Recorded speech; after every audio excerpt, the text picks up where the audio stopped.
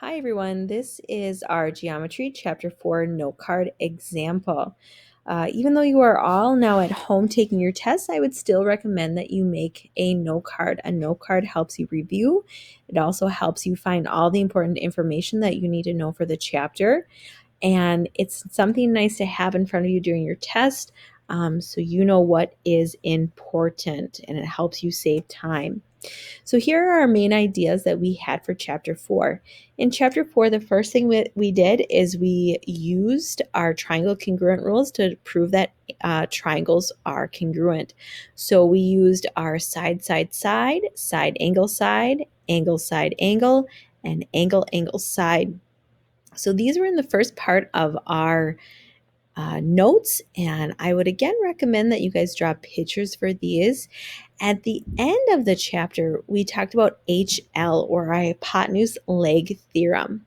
I'd really recommend drawing pictures for these so you know what we are talking about.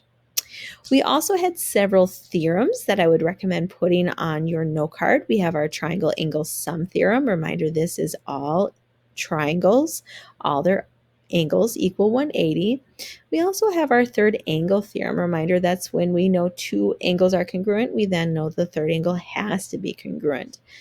We also know our corresponding parts of triangles, or CPCTC. So reminder, we use this in our proofs that once we know two triangles are congruent, we then know everything on those triangles are congruent.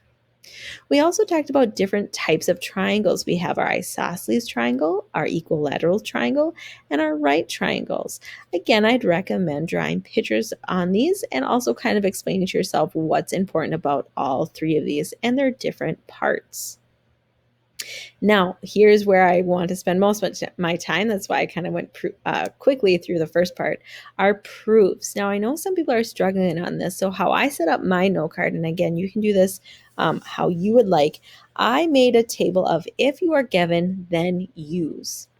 So, for example, if you start off with a shape like this, I'm going to call it the bow tie. That's what I like to call it in my class.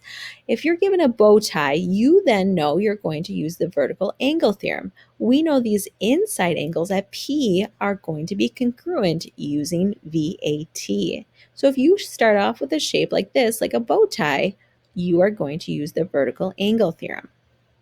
If you start off with something like this that has a shared inside wall, you know you are going to be using the reflexive property.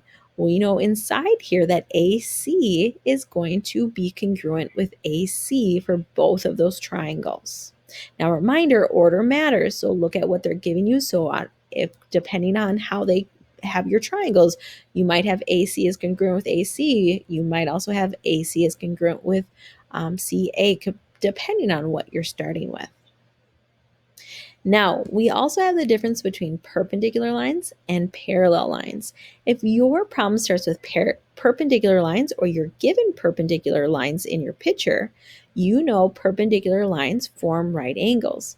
We also know that all right angles are congruent. We also know this all by the definition of perpendicular lines. Okay.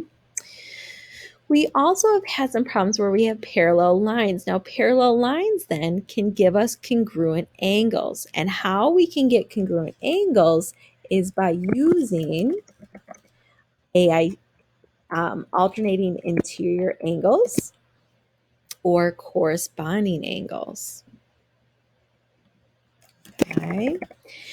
And then, reminder, if you're ever given these two words, midpoint or bisects, in our given, you know you will most likely be using that in your proof. You'll most likely be talking about definition of midpoint. And if you have the bisectors, you might have definition of angle bisector or definition of segment bisector, depending on what you are given. Okay. I hope this helps. I really recommend making your note card. Thank you.